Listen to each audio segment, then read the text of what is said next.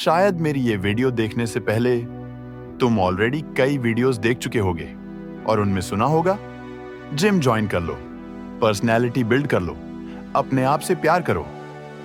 लेकिन सवाल वही, ये सब क्यों? क्या सिर्फ उस इंसान को वापस पाने के लिए? और मान लो इतना सब करने के बाद भी वो नहीं मिली तो क्या तुम पूरी तरह से हार गए? तुम सिर्फ सैड होकर रोते नहीं हो, तुम अपनी जिंदगी बर्बाद कर रहे हो। तुम अपनी मां का गर्व छीन रहे हो, जिसने तुम्हें 9 महीने अपने पेट में रखा।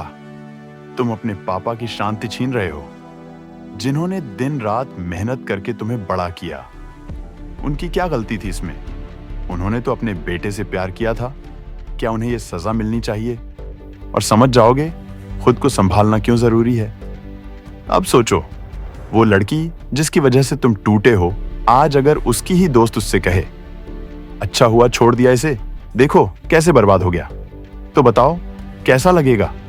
लेकिन पिक्चर पलट दो, अगर वही दोस्त उससे कहे, गलती कर दी छोड़कर, देखो कितना स्ट्रांग और सक्सेसफुल हो गया, तो उस वक्त असली जीत तुम्हारी होगी। और रही बात उसके लौट कर आने की, याद रखना, पृथ्वी गोल है। हर इंसान से जिंदगी में 2 बार मुलाकात होती है। जब वो फिर आएगी, पावर तुम्हारे हाथ में होगा। उसे अपनाना है या सिर्फ मुस्कुराकर आगे बढ़ जाना है। लेकिन एक बात पक्की है, वो वापस आएगी। अब सवाल है, आखिर ऐसा हमारे साथ होता ही क्यों है और हम इससे बाहर कैसे आए? आओ सिंपल साइकोलॉजी के थ्रू समझते हैं।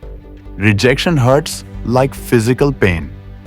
साइकोलॉजी कहती है कि रिजेक्शन और फिजिकल पेन का असर दिमाग में ऑलमोस्ट एक जैसा होता है, इसलिए हार्ट ब्रेक इतना अनबेरेबल लगता है। ये तुम कमजोर नहीं हो, ये इंसानी दिमाग की वायरिंग है। Overthinking trap. जब कोई छोड़कर जाता है, हमारा दिमाग बार बार वही सीन रिपीट करता है।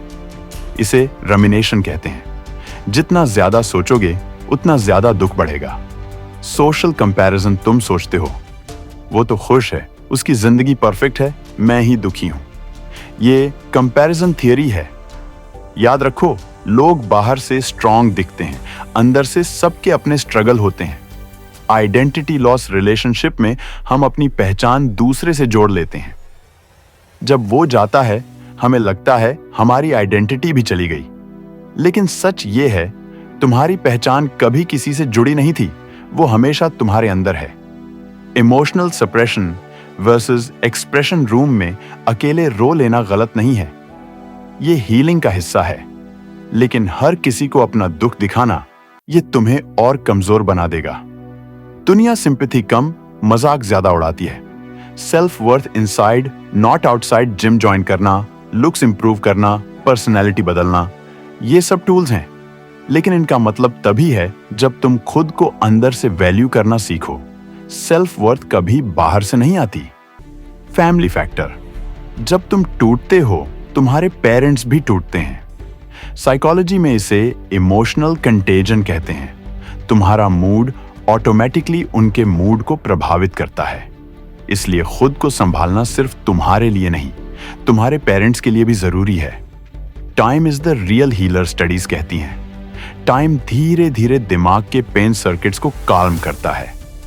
तुम सोचते हो मैं कभी ठीक नहीं होगा, लेकिन सच ये है, हर इंसान ठीक हुआ है, तुम भी हो जाओगे। Focus shift. जितना ज्यादा तुम उसी इंसान पर फोकस करोगे, उतना ज्यादा दुख बढ़ेगा। जब फोकस अपने गोल्स, स्किल्स, फिटनेस और पैशन पर डालोगे, तो पेन धीरे धीरे स्ट्रेंथ में बदल जाएगा। तो भाई, अगली बार जब तुम्हारे दिमाग में ये सवाल आए, जिम ज्वाइन करने से, सेल्फ इंप्रूव करने से क्या होगा, अगर वो नहीं मिली तो याद रखना, ये सब उसके लिए नहीं है। ये तुम्हारी मां की मुस्कान के लिए है, तुम्हारे पापा की शांति के लिए है, तुम्हारी रिस्पेक्ट और तुम्हारे पूरे फ्यूचर के लिए है। खुद को खोने से बड़ी कोई हार नहीं, और खुद को संभालने से बड़ी कोई जीत नहीं। और याद रखना, जब वो फिर से आएगी, उस वक्त पावर सिर्फ तुम्हारे हाथ में होगा।